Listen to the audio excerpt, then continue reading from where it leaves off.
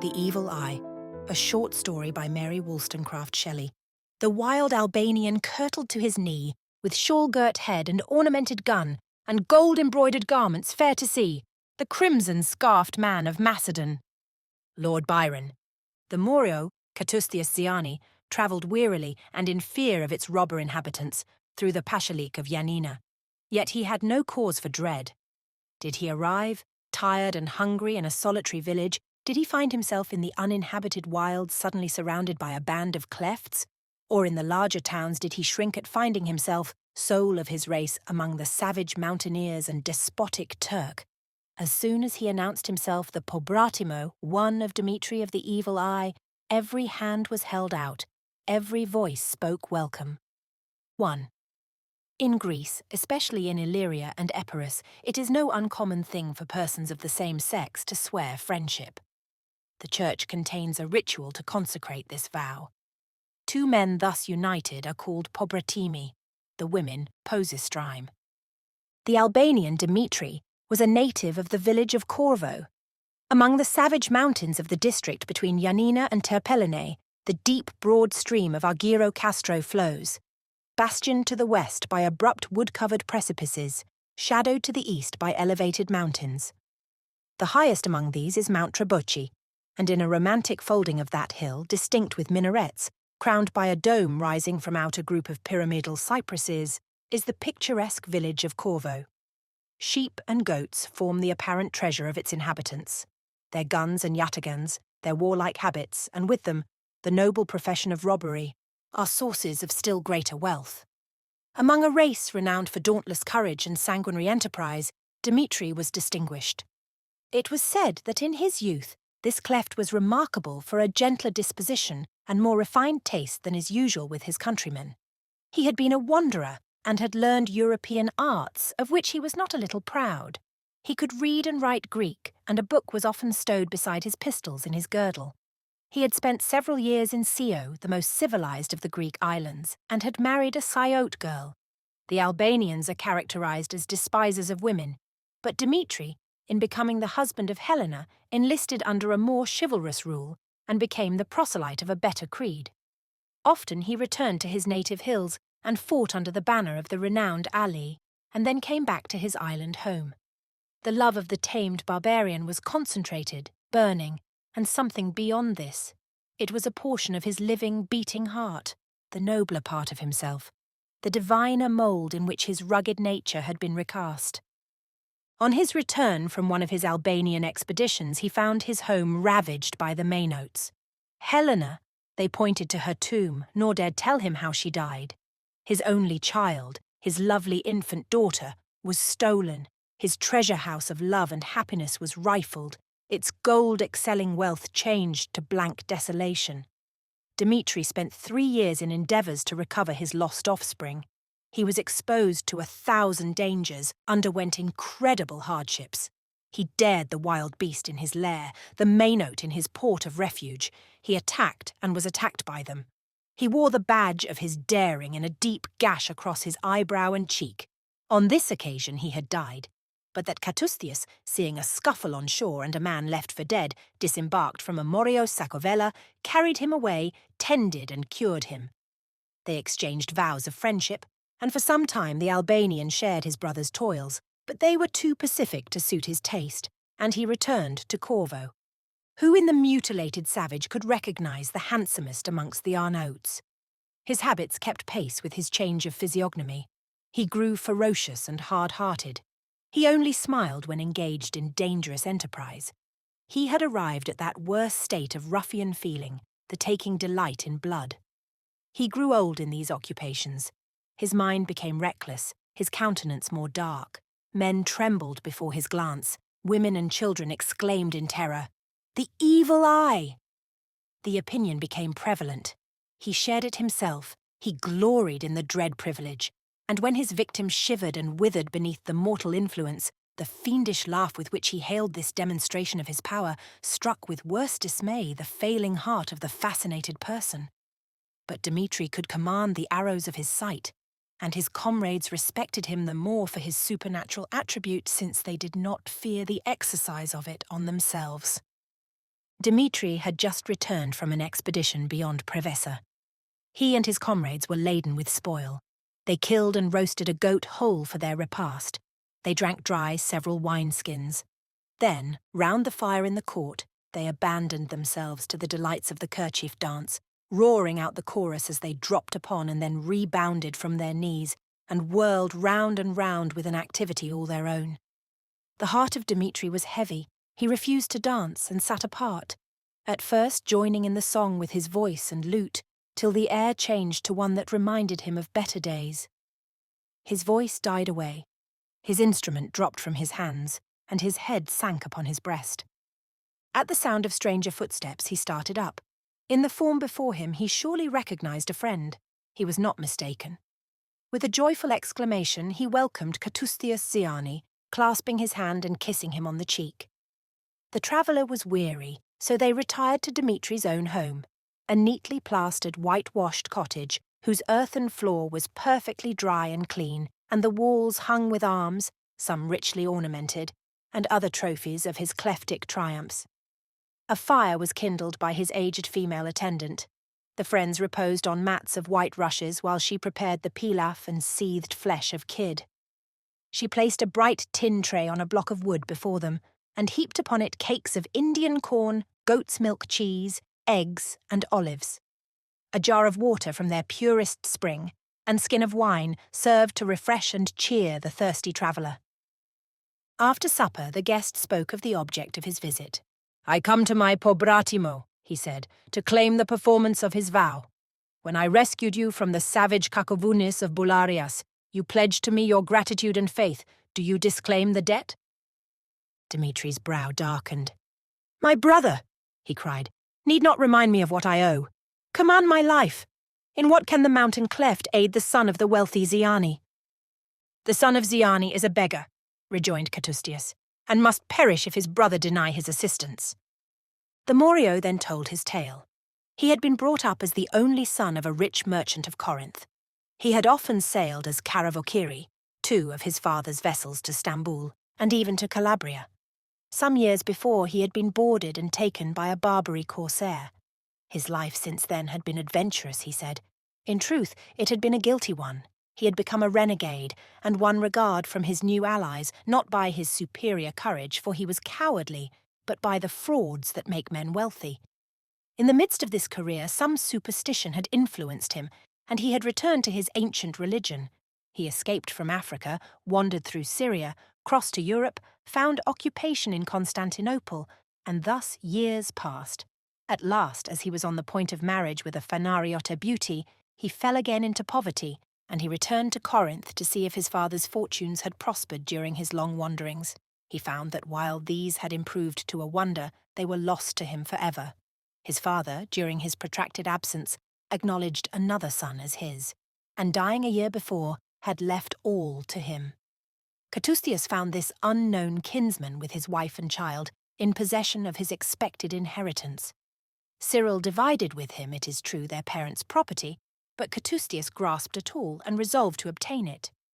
He brooded over 1,000 schemes of murder and revenge, yet the blood of a brother was sacred to him, and Cyril, beloved and respected at Corinth, could only be attacked with considerable risk. Then his child was a fresh obstacle. As the best plan that presented itself, he hastily embarked for Butrinto, and came to claim the advice and assistance of the Arnaut whose life he had saved, whose Pobratimo he was.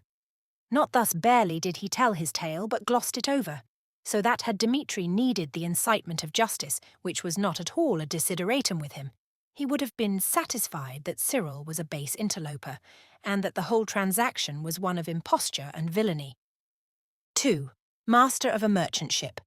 All night these men discussed a variety of projects, whose aim was that the deceased Ziani's wealth should pass undivided into his elder son's hands.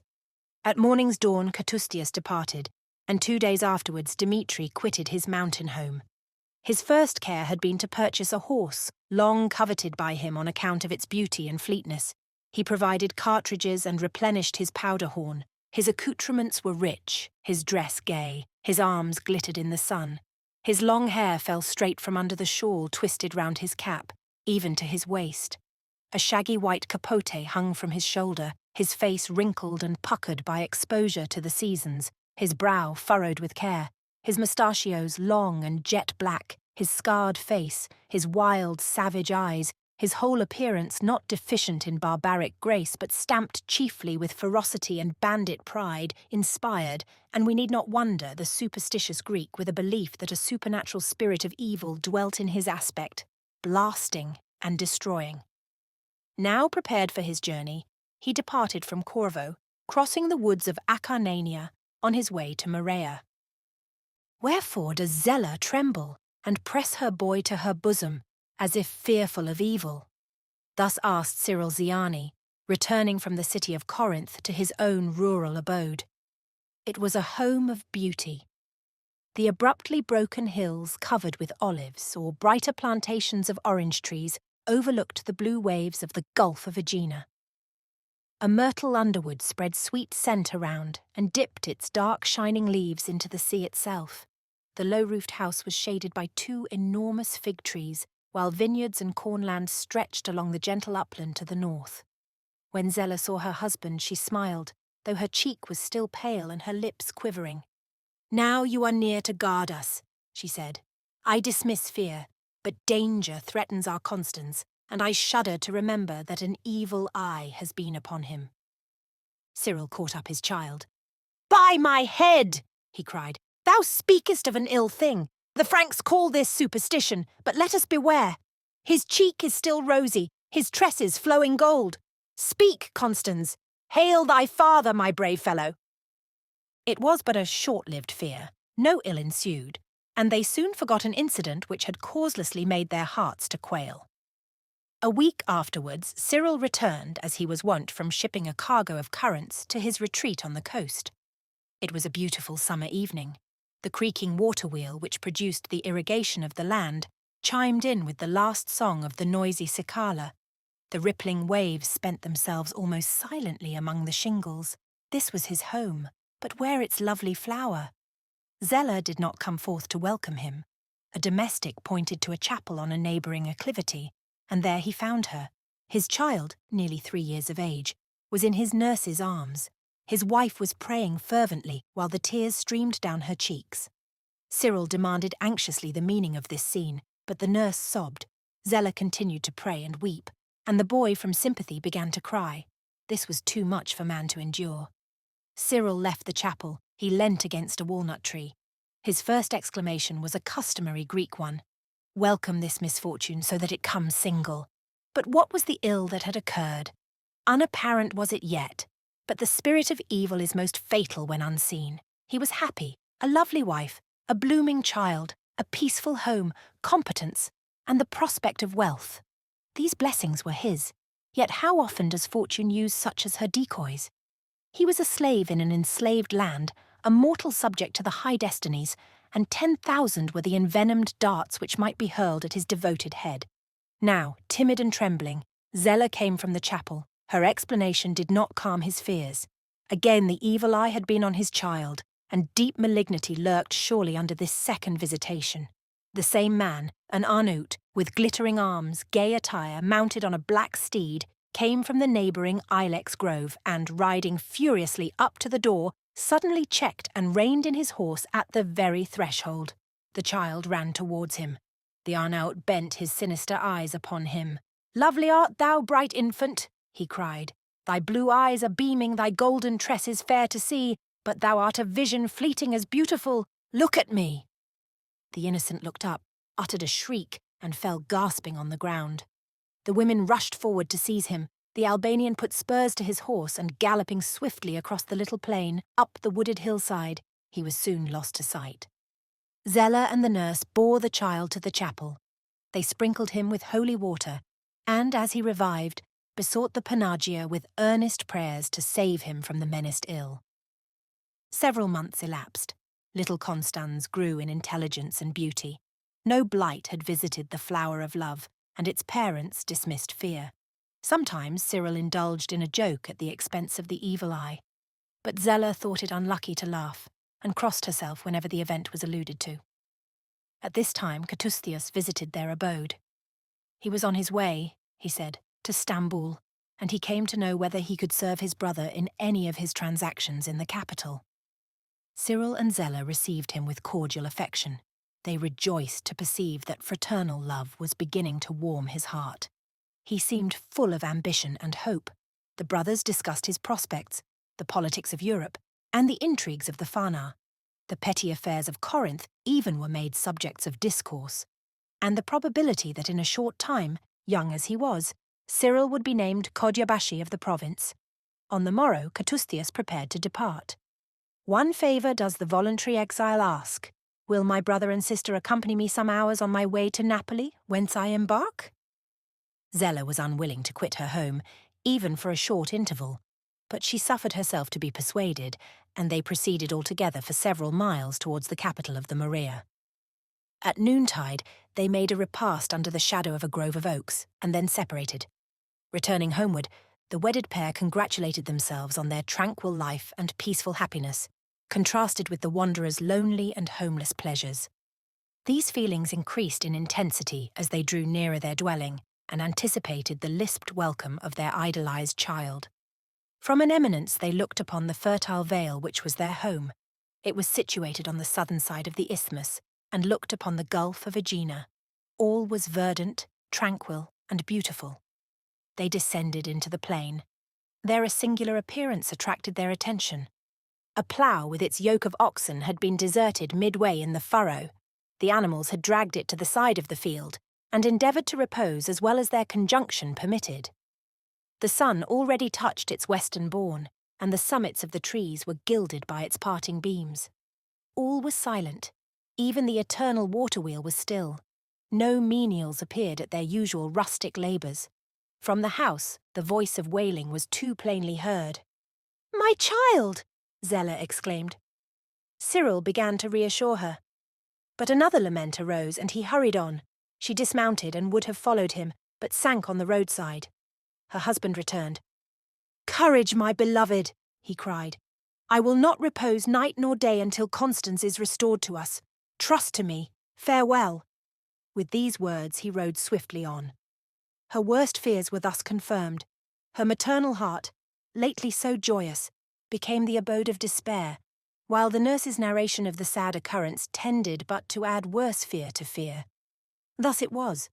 The same stranger of the evil eye had appeared, not as before, bearing down on them with eagle speed, but as if from a long journey, his horse lame and with drooping head, the Arnaut himself covered with dust, apparently scarcely able to keep his seat.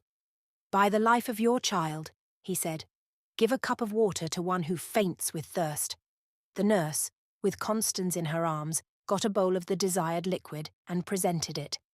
Ere the parched lips of the stranger touched the wave, the vessel fell from his hands. The woman started back, while he, at the same moment darting forward, tore with strong arm the child from her embrace. Already both were gone. With arrowy speed they traversed the plain, while her shrieks and cries for assistance called together all the domestics. They followed on the track of the ravisher, and none had yet returned. Now, as night closed in, one by one they came back. They had nothing to relate. They had scoured the woods, crossed the hills. They could not even discover the route which the Albanian had taken. On the following day Cyril returned, jaded, haggard, miserable. He had obtained no tidings of his son. On the morrow he again departed on his quest, nor came back for several days. Zella passed her time wearily, now sitting in hopeless despondency, now climbing the near hill to see whether she could perceive the approach of her husband. She was not allowed to remain long thus tranquil. The trembling domestics, left in guard, warned her that the savage forms of several Arnauts had been seen prowling about. She herself saw a tall figure clad in a shaggy white capote steal round the promontory, and, on seeing her, shrink back. Once at night the snorting and trampling of a horse roused her, not from slumber, but from her sense of security. Wretched as the bereft mother was, she felt personally almost reckless of danger, but she was not her own. She belonged to one beyond expression dear, and duty, as well as affection for him, enjoined self-preservation. Cyril again returned. He was gloomier, sadder than before, but there was more resolution on his brow, more energy in his motions. He had obtained a clue, yet it might only lead him to the depths of despair. He discovered that Catustius had not embarked at Napoli. He had joined a band of Arnauts lurking about Vasilico and had proceeded to Patras with the Protocleft. Thence they put off together in a monoxylon for the northern shores of the Gulf of Lepanto. Nor were they alone. They bore a child with them wrapped in a heavy, torpid sleep. Poor Cyril's blood ran cold when he thought of the spells and witchcraft which had probably been put in practice on his boy. He would have followed close upon the robbers, but for the report that reached him that the remainder of the Albanians had proceeded southward towards Corinth. He could not enter upon a long, wandering search among the pathless wilds of Epirus, leaving Zella exposed to the attacks of these bandits. He returned to consult with her, to devise some plan of action which would at once ensure her safety and promise success to his endeavours. After some hesitation and discussion, it was decided that he should first conduct her to her native home, consult with her father as to his present enterprise, and be guided by his warlike experience before he rushed into the very focus of danger. The seizure of his child might only be a lure, and it were not well for him, sole protector of that child and its mother, to rush unadvisedly into the toils. Zella, strange to say, for her blue eyes and brilliant complexion belied her birth, was the daughter of a Mainote. Yet dreaded and abhorred by the rest of the world as are the inhabitants of Cape Taenarus, they are celebrated for their domestic virtues and the strength of their private attachments. Zella loved her father, and the memory of her rugged, rocky home, from which she had been torn in an adverse hour.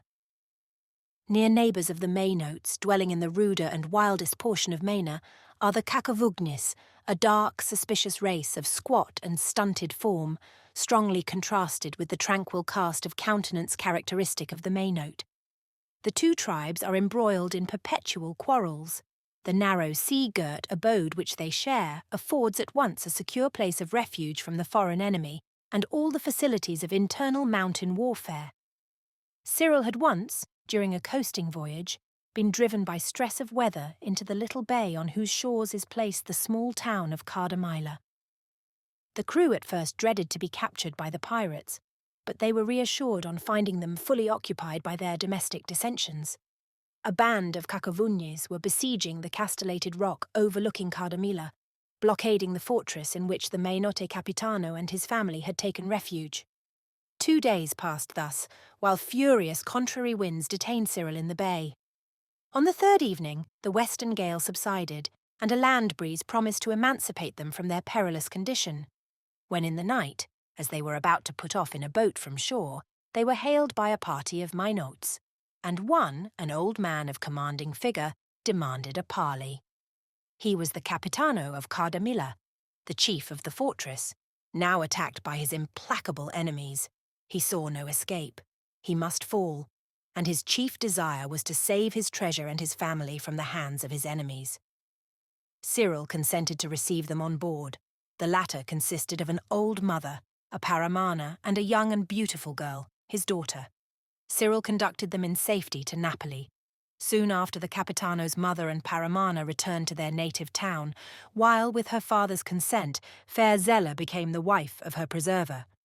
The fortunes of the Mainote had prospered since then, and he stood first in rank, the chief of a large tribe, the Capitano of Cardamila. Thither, then, the hapless parents repaired. They embarked on board a small sacovella which dropped down the Gulf of Aegina, weathered the islands of Scillo and Cherigo, and the extreme point of Taenarus. Favoured by prosperous gales, they made the desired port and arrived at the hospitable mansion of old Cameraz.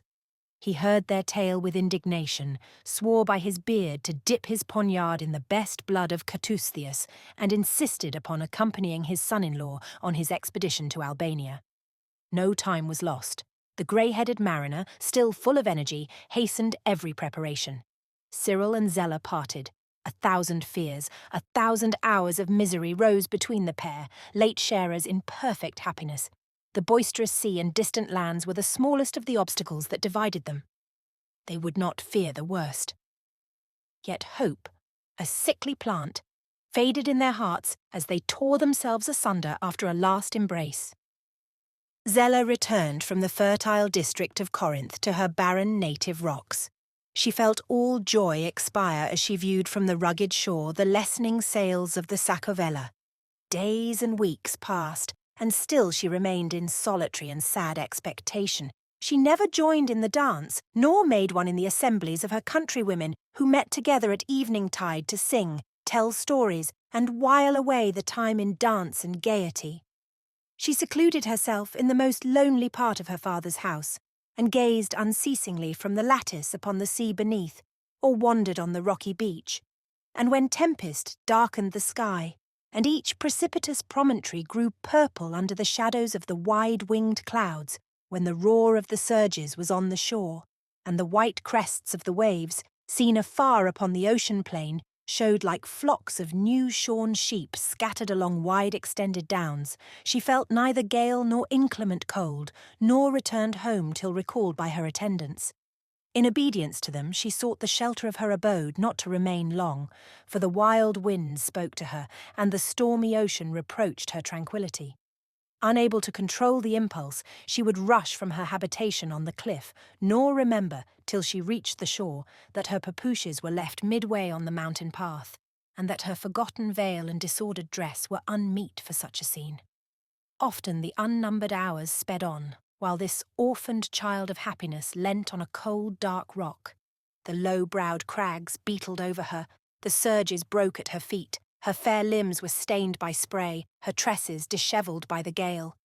Hopelessly she wept until a sail appeared on the horizon, and then she dried her fast-flowing tears, fixing her large eyes upon the nearing hull or fading topsail. Meanwhile the storm tossed the clouds into 1,000 gigantic shapes, and the tumultuous sea grew blacker and more wild. Her natural gloom was heightened by superstitious horror. The Morai, the old fates of her native Grecian soil, howled in the breezes, apparitions which told of her child pining under the influence of the evil eye, and of her husband, the prey of some Thracian witchcraft, such as still is practised in the dread neighbourhood of Larissa, haunted her broken slumbers and stalked like dire shadows across her waking thoughts. Her bloom was gone, her eyes lost their lustre, her limbs their round full beauty. Her strength failed her, as she tottered to the accustomed spot to watch. Vainly, yet forever to watch. What is there so fearful as the expectation of evil tidings delayed? Sometimes in the midst of tears, or worse, amidst the convulsive gaspings of despair, we reproach ourselves for influencing the eternal fates by our gloomy anticipations.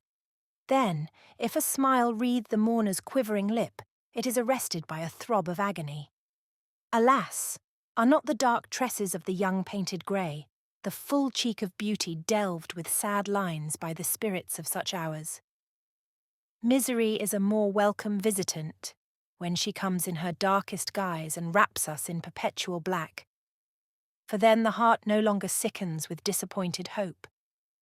Cyril and old Cameras had found great difficulty in doubling the many capes of the Morea as they made a coasting expedition from Cardamila to the Gulf of Arta, north of Cephalonia and St. Mauro. During their voyage they had time to arrange their plans. As a number of Morios travelling together might attract too much attention, they resolved to land their comrades at different points and travel separately into the interior of Albania. Yanina was their first place of rendezvous. Cyril and his father-in-law disembarked in one of the most secluded of the many creeks which diversify the winding and precipitous shores of the Gulf. 6 others chosen from the crew would, by other routes, join them at the capital. They did not fear for themselves. Alone, but well armed and secure in the courage of despair, they penetrated the fastnesses of Epirus. No success cheered them. They arrived at Yanina without having made the slightest discovery. They were joined by their comrades, whom they directed to remain 3 days in the town, and then separately to proceed to Terpelene, whither they immediately directed their steps. At the first village on their way thither, at monastic Zitza, they obtained some information, not to direct, but to encourage their endeavours. They sought refreshment and hospitality in the monastery, which is situated on a green eminence, crowned by a grove of oak trees, immediately behind the village. Perhaps there is not in the world a more beautiful or more romantic spot, sheltered itself by clustering trees, looking out on one widespread landscape of hill and dale, enriched by vineyards, dotted with frequent flocks. While the calamus in the depth of the vale gives life to the scene, and the far blue mountains of Zumerkas, Sagori, Sully, and Acroceronia to the east, west, north, and south, close in the various prospects. Cyril half envied the Kaloyas their inert tranquillity. They received the travellers gladly, and were cordial though simple in their manners. When questioned concerning the object of their journey, they warmly sympathised with the father's anxiety, and eagerly told all they knew. 2 weeks before, an Arnaout, well known to them as Dmitri of the Evil Eye, a famous cleft of Corvo, and a Morio arrived, bringing with them a child, a bold, spirited, beautiful boy, who, with firmness beyond his years, claimed the protection of the Kaloyes and accused his companions of having carried him off by force from his parents. "By my head!" cried the Albanian. "A brave Palikar! He keeps his word, brother. He swore by the Panagia, in spite of our threats of throwing him down a precipice, food for the vulture, to accuse us to the first good men he saw. He neither pines under the evil eye, nor quails beneath our menaces." Catustius frowned at these praises, and it became evident during their stay at the monastery that the Albanian and the Morio quarrelled as to the disposal of the child. The rugged mountaineer threw off all his sternness as he gazed upon the boy. When little Constance slept, he hung over him, fanning away with woman's care the flies and gnats. When he spoke, he answered with expressions of fondness, winning him with gifts, teaching him, all child as he was, a mimicry of warlike exercises. When the boy knelt and besought the Panagia to restore him to his parents, his voice quivering and tears running down his cheeks, the eyes of Dmitri overflowed. He cast his cloak over his face. His heart whispered to him, "Thus perhaps my child prayed. Heaven was deaf. Alas, where is she now?" Encouraged by such signs of compassion, which children are quick to perceive, Constance twined his arms round his neck, telling him that he loved him, and that he would fight for him when a man, if he would take him back to Corinth. At such words Dmitri would rush forth, seek Catustius, remonstrate with him, till the unrelenting man checked him by reminding him of his vow. Still he swore that no hair of the child's head should be injured, while the uncle, unvisited by compunction, meditated his destruction. The quarrels which thence arose were frequent and violent, till Catustius, weary of opposition, had recourse to craft to obtain his purpose. One night he secretly left the monastery, bearing the child with him. When Dmitri heard of his evasion, it was a fearful thing to the good Kaloyas only to look upon him. They instinctively clutched hold of every bit of iron on which they could lay their hands, so to avert the evil eye which glared with native and untamed fierceness. In their panic, a whole score of them had rushed to the iron-plated door which led out of their abode. With the strength of a lion, Dmitri tore them away, threw back the portal, and with the swiftness of a torrent fed by the thawing of the snows in spring, he dashed down the steep hill, the flight of an eagle not more rapid, the course of a wild beast not more resolved. Such was the clue afforded to Cyril. It were too long to follow him in his subsequent search. He, with old Camaraz, wandered through the vale of Argiro Castro and climbed Mount Trebucci to Corvo. Dmitri had returned. He had gathered together a score of faithful comrades and sallied forth again. Various were the reports of his destination and the enterprise which he meditated. One of these led our adventurers to Terpellene and hence back towards Yanina, and now chance again favoured them. They rested one night in the habitation of a priest at the little village of Mosme, about 3 leagues to the north of Zitza, and here they found an Arnaut who had been disabled by a fall from his horse. This man was to have made one of Dmitri's band. They learned from him that the Arnaut had tracked Catustius, following him close, and forcing him to take refuge in the monastery of the prophet Elias, which stands on an elevated peak of the mountains of Sagori, 8 leagues from Yanina. Dmitri had followed him, and demanded the child. The Kaloyas refused to give it up, and the cleft, roused to mad indignation, was now besieging and battering the monastery, to obtain by force this object of his newly awakened affections. At Yanina, Camaraz and Cyril collected their comrades and departed to join their unconscious ally. He, more impetuous than a mountain stream or ocean's fiercest waves, struck terror into the hearts of the recluses by his ceaseless and dauntless attacks. To encourage them to further resistance, Catustius, leaving the child behind in the monastery, departed for the nearest town of Sagori to entreat its Belukbashe to come to their aid. The Sagorians are a mild, amiable, social people. They are gay, frank, clever. Their bravery is universally acknowledged, even by the more uncivilized mountaineers of Zumurkas. Yet robbery, murder, and other acts of violence are unknown among them. These good people were not a little indignant when they heard that a band of Arnauts was besieging and battering the sacred retreat of their favourite Kaloyas. They assembled in a gallant troop, and taking Catustius with them, hastened to drive the insolent Clefts back to their ruder fastnesses. They came too late. At midnight, while the monks prayed fervently to be delivered from their enemies, Dmitri and his followers tore down their iron-plated door and entered the holy precincts. The protocleft strode up to the gates of the sanctuary, and placing his hands upon it, swore that he came to save, not to destroy. Constans saw him. With a cry of delight, he disengaged himself from the Kaloya who held him and rushed into his arms. This was sufficient triumph. With assurance of sincere regret for having disturbed them, the Cleft quitted the chapel with his followers, taking his prize with him. Catustius returned some hours after, and so well did the traitor plead his cause with the kind Sagorians, bewailing the fate of his little nephew among those evil men, that they offered to follow, and, superior as their numbers were, to rescue the boy from their destructive hands. Catustius, delighted with the proposition, urged their immediate departure. At dawn they began to climb the mountain summits, already trodden by the Zumurkians. Delighted with repossessing his little favourite, Dmitri placed him before him on his horse, and followed by his comrades, made his way over the mountains, clothed with old Dodona's oaks, or, in higher summits, by dark, gigantic pines. They proceeded for some hours, and at length dismounted to repose. The spot they chose was the depth of a dark ravine, whose gloom was increased by the broad shadows of dark ilexes. An entangled underwood, and a sprinkling of craggy, isolated rocks made it difficult for the horses to keep their footing. They dismounted and sat by the little stream. Their simple fare was spread, and Dmitri enticed the boy to eat by 1,000 caresses. Suddenly one of his men, set as a guard, brought intelligence that a troop of Sagorians, with Catustius as their guide, was advancing from the monastery of St. Elias, while another man gave the alarm of the approach of 6 or 8 well-armed Morios, who were advancing on the road from Yanina. In a moment every sign of encampment had disappeared. The Arnauts began to climb the hills, getting under cover of the rocks, and behind the large trunks of the forest trees, keeping concealed till their invaders should be in the very midst of them. Soon the Morios appeared, turning round the defile, in a path that only allowed them to proceed 2 by 2.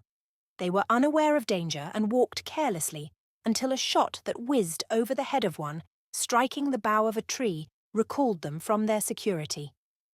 The Greeks, accustomed to the same mode of warfare, betook themselves also to the safeguards of the rocks, firing from behind them, striving with their adversaries which should get to the most elevated station, jumping from crag to crag and dropping down and firing as quickly as they could load. One old man alone remained on the pathway. The mariner Kamaraz had often encountered the enemy on the deck of his cake, and would still have rushed foremost at a boarding, but this warfare required too much activity. Cyril called on him to shelter himself beneath a low, broad stone. The Mainote waved his hand. "Fear not for me," he cried. "I know how to die." The brave love the brave. Dmitri saw the old man stand unflinching, a mark for all the balls, and he started from behind his rocky screen, calling on his men to cease. Then addressing his enemy, he cried, "Who art thou? Wherefore art thou here? If ye come in peace, proceed on your way. Answer, and fear not." The old man drew himself up, saying, "I am a Mainote, and cannot fear. All Hellas trembles before the pirates of Cape Matapan, and I am one of these. I do not come in peace. Behold, you have in your arms the cause of our dissension. I am the grandsire of that child. Give him to me." Dmitri, had he held a snake which he felt awakening in his bosom, could not so suddenly have changed his cheer. The offspring of a Mainote. He relaxed his grasp. Constans would have fallen had he not clung to his neck. Meanwhile, each party had descended from their rocky station and were grouped together in the pathway below. Dmitri tore the child from his neck. He felt as if he could, with savage delight, dash him down the precipice. When, as he paused and trembled from excess of passion, Katustius and the foremost Segorians came down upon them. "Stand!" cried the infuriated Arnaut. "Behold, Katustius! Behold, friend, whom I, driven by the resistless fates, madly and wickedly forswore. I now perform thy wish. The Mainote child dies. The son of the accursed race shall be the victim of my just revenge." Cyril, in a transport of fear, rushed up the rock. He levelled his musket, but he feared to sacrifice his child. The old Mainote, less timid and more desperate, took a steady aim. Dmitri saw the act and hurled the dagger, already raised against the child, at him. It entered his side, while Constans, feeling his late protector's grasp relax, sprang from it into his father's arms. Camaraz had fallen, yet his wound was slight. He saw the Arnauts and Segorians close round him. He saw his own followers made prisoners. Dmitri and Katustius had both thrown themselves upon Cyril, struggling to repossess themselves of the screaming boy. The Mainote raised himself. He was feeble of limb, but his heart was strong. He threw himself before the father and child. He caught the upraised arm of Dmitri. "On me," he cried. "Fall all thy vengeance, I of the evil race. For the child, he is innocent of such parentage. Mina cannot boast him for a son." "Man of lies," commenced the infuriated Arnaut, "this falsehood shall not stead thee." "Nay, by the souls of those you have loved, listen," continued Camaraz. "And if I make not good my words, may I and my children die. The boy's father is a Corinthian, his mother a Ceote girl." "Ceo!" The very word made the blood recede to Dmitri's heart. "Villain!"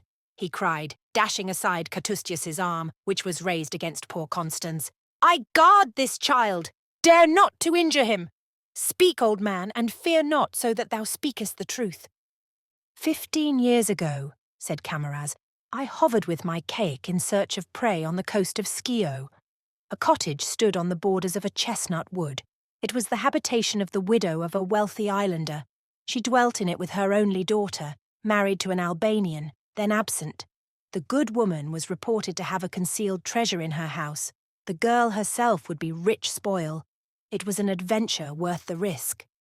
We ran our vessel up a shady creek, and on the going down of the moon, landed, stealing under the covert of night towards the lonely abode of these women." Dmitri grasped at his dagger's hilt.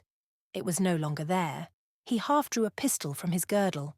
Little Constans, again confiding in his former friend, stretched out his hands and clung to his arm. The cleft looked on him, half yielded to his desire to embrace him, half feared to be deceived. So he turned away, throwing his capote over his face, veiling his anguish, controlling his emotions, till all should be told. Camaraz continued. "It became a worse tragedy than I had contemplated. The girl had a child. She feared for its life and struggled with the men like a tigress defending her young. I was in another room seeking for the hidden store when a piercing shriek rent the air. I never knew what compassion was before. This cry went to my heart, but it was too late.